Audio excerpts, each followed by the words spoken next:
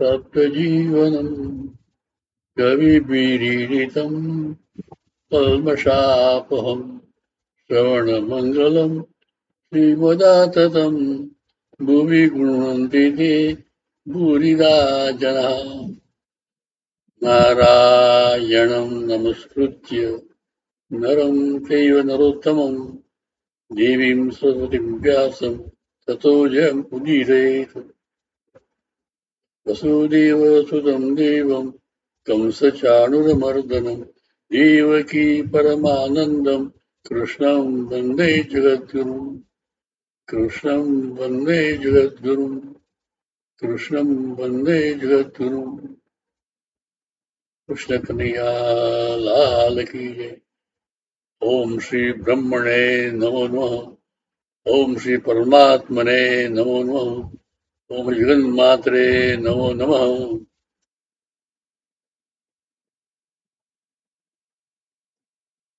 सो भगत प्रेमी,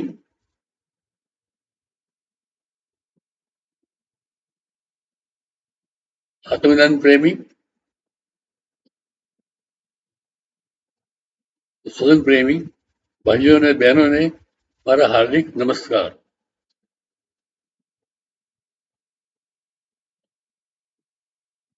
સત્સંગને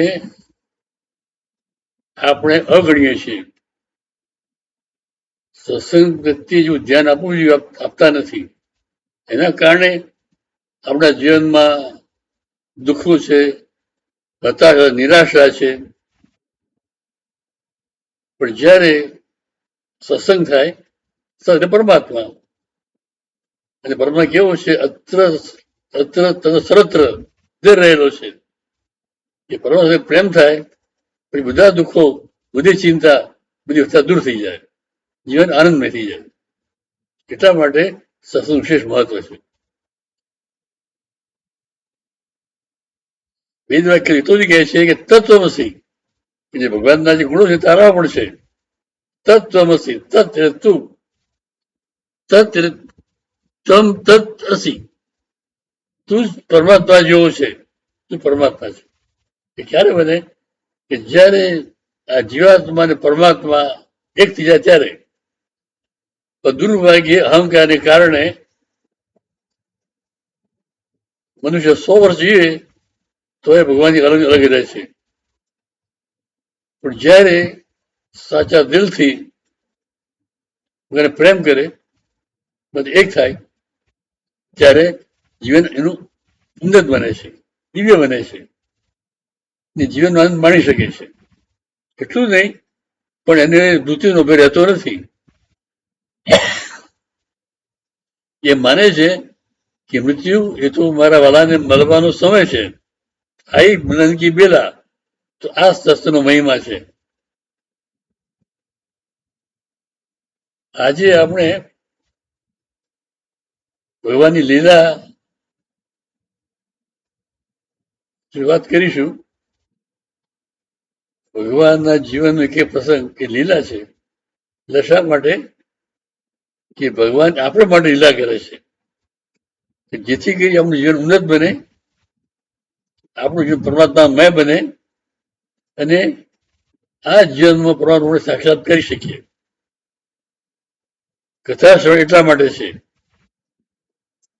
સત્સંગ શ્રવણ એટલા માટે છે કે શ્રવણ કરીએ, મનન કરીએ અને જીવન ઉતારીએ। શ્રવણ માટે નીતિ ધ્યાસન 3 વસ્તુઓ છે। પહેલા શ્રવણ કરીએ એટલે આપણે પછી નવું નવું જાણવું મળે। એ સત્સંગના શ્રવણથી ચિત્ત શુદ્ધ બને, મનન કરવાનું અને જીવન ઉતારવાનું। ભગવાનની લીલાઓ પ્રેમ છે, કરુણા છે,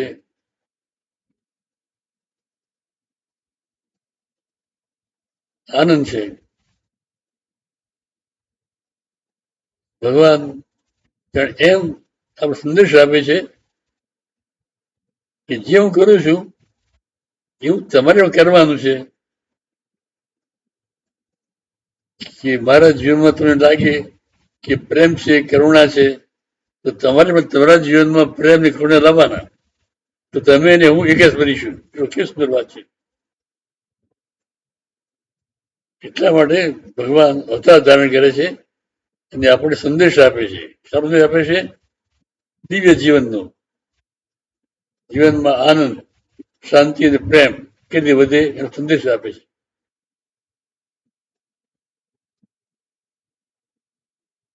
આજે આપણે એ ભગવાનની લીલા આનંદ માણીએ. ભગવાનના જીવનના પ્રસંગો એ લીલા કહેવાય છે.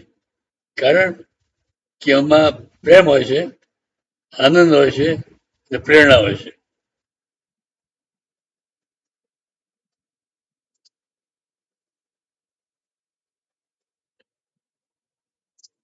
ભગવાન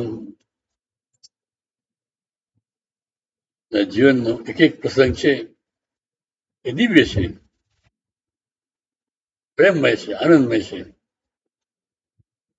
અને જીવનને મધુર બનાવે છે. એને આપણે સાંભળીએ આપણા જોઈને મધુર બનાવે છે.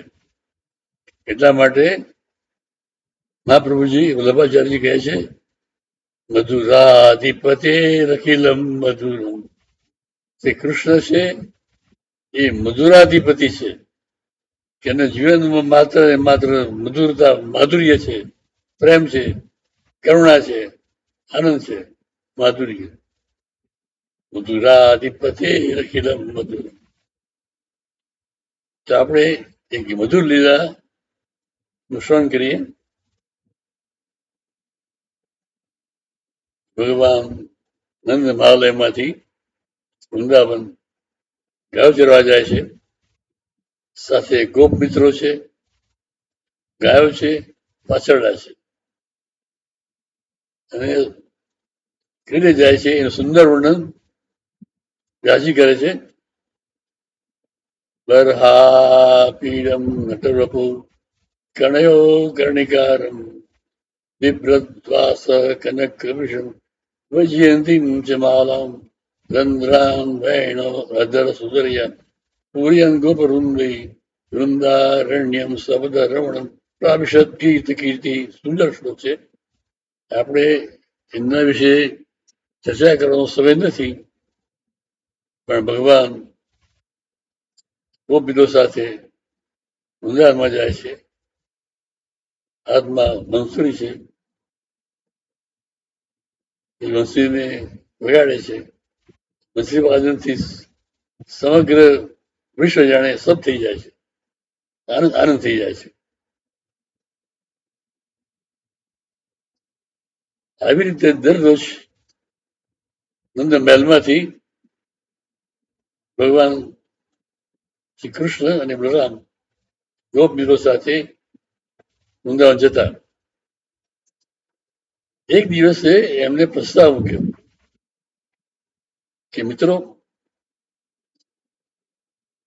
આપણે આવતીકાલે વન ભોજન કરવાનું છે. આ કેવું કેવું કરવાનું છે કે જ્યારે પેલા ઇન્દ્રને ખબર પાડવા માટે આપણે વન મહોત્સવ જોયો હતો અને વન મહોત્સવમાં અનુકૂળ થયો હતો. કેવો સુંદર મજાનો પ્રસંગ હતો. તો આપણે પણ યાદ કરીએ અને આવતીકાલે પ્રેમથી ભોજન કરીએ. દરેક ગોપ મિત્રો તમારે ઘરેથી સારામાં સારી વાનગી બનાવીને લાવવાની અને અહીં એને નંબર આપવામાં આવશે. પ્રથમ નંબર, દ્વિતીય નંબર, તૃતીય નંબર. જેની વાનગી શ્રેષ્ઠ હશે એને પ્રથમ નંબર આપવામાં આવશે.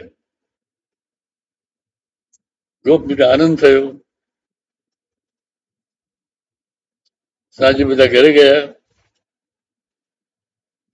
માતાને કહે છે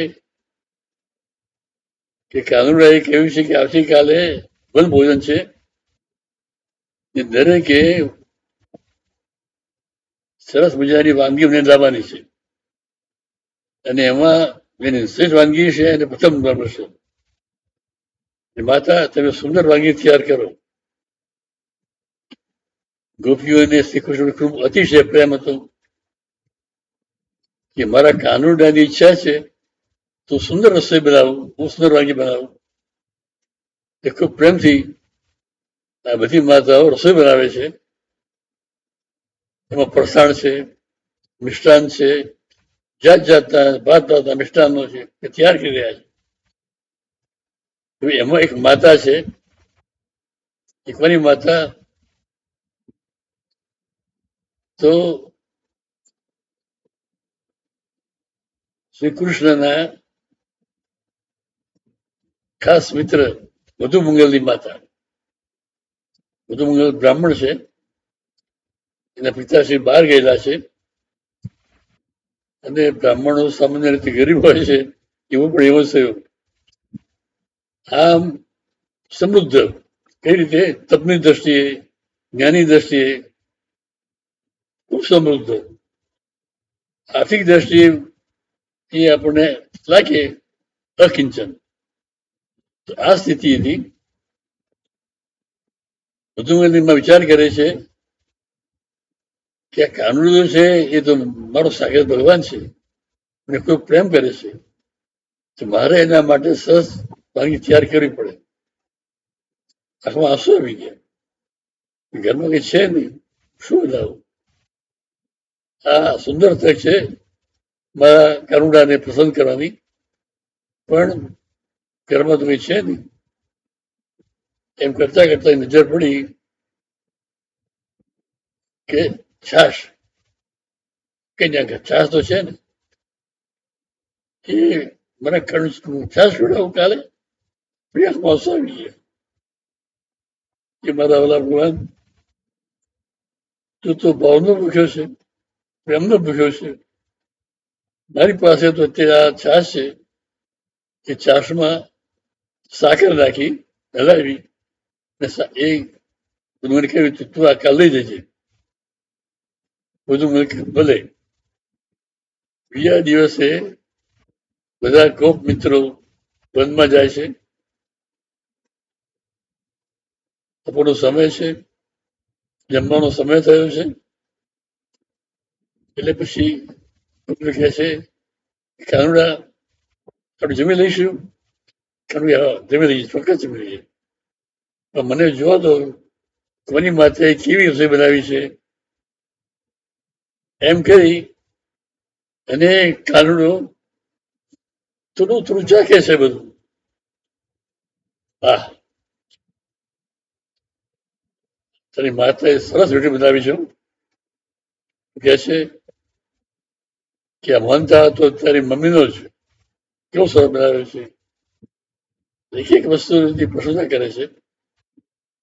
મધુમંગલને સંકોચ થાય છે કે મારી પાસે તો મારી માએ આ છાશ મોકલી છે અને આ કૃષ્ણ કેવો નટખટ છે.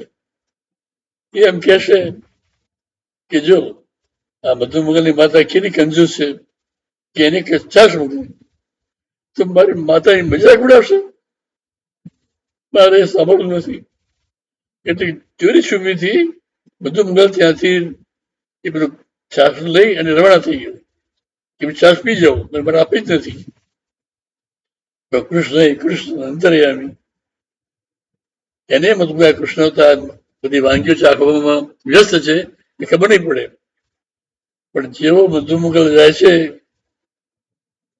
એ ચાનો કલશ લઈને, ત્યારે કૃષ્ણ કે છે એટલે મધુમંગલ ક્યાં જાય છે તું? તારી મા ઉદાર છે, તારા પિતા ઉદાર છે, તું મારું કંજૂસ કેમ છે? કેમ કિલો કિલો અચ્છા થઈ જાય છે? ઉભો રહે. અને એ પણ બધું પડતું મૂકી અને ક્યાં જાય છે? મધુમંગલની પાછળ.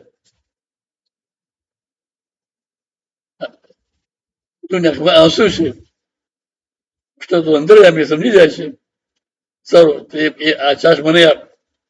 તારી માતા એટલે મારા માસીએ ખૂબ પ્રેમથી મારે માટે અમૃત તૈયાર કર્યું છે ને તારે મને નથી આપવું. લાવ, આની આપણે લઈ લીધું, વિચાર કરી જો. એ છાશનો કળશ લીધો મધુ મંગલને ચિંતા છે કે હમણાં મજાક ઉડાવશે. કૃષ્ણએ એ છાશ માંથી આચમન કર્યું અને કહે છે, હા કેવી સુંદર છાશ, આવી છાશ તો મને પહેલી વાર જ મેં પીધી. આ છાશ અમૃત છે, અમૃત. બધાને આ બધા તમે ચાખો, બધાને આપી. પસંદ થયા. પછી કૃષ્ણ કહે છે કે મિત્રો, તમારી બધાની માતા બહુ સુંદર રસોઈ બનાવી છે, એ બધાને ધન્યવાદ.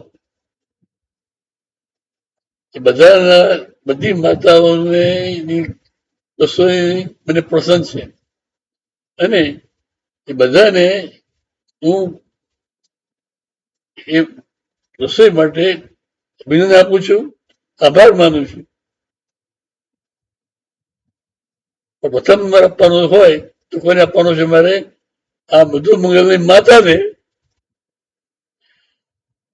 મધુ મંગલની માતાએ આપણે માટે અમૃત મોકલી આપ્યું. છાશ નથી, અમૃત છે. કેટલો પ્રેમ છે, કેટલું માધુર્ય છે. એટલે આંસુ આવી ગયા કે મને હતું કે કાનુડો મારી માની મજાક ઉડાવશે, પણ આ કાનુડા મારી મને વખાણ કરે. સંદેશા બધું મંગલ કૃષ્ણને વળગી પડે, તમને આલિંગન આપ્યું. કૃષ્ણ કહે છે, બધું મંગલ તારી માને કહેજે કે તમે જે છાશ બનાવી એ છાશ આ કાનુડે જીવને પહેલી વાર આવી છાશ સ્વાદ માણે. એની આંખમાં આંસુ છે. જ્યારે આ વાત બધું મંગળ એની માને કરી, મારી અંદર પસંદ થઈ, આંસુ આવી ગયા કે મારું કાનુડો સાચે જ પ્રેમનો ભૂખ્યો છે. આ છાશમાં તો પરિવાર હતો નહીં, છતાંય એ છાશ વખાણ કરે. એ કોણ કરે? મારો ભગવાન કરે, મારો વાલો કૃષ્ણ કરે, નહીં કોણ કરે? આ કૃષ્ણ લીલા. કૃષ્ણ લીલા પ્રેમનો સંદેશ છે, કાનો સંદેશ છે, મારો સંદેશ છે. આપણે પણ આ જીવનમાં ઉતારવાનો છે. હરિઓમ તત્સત.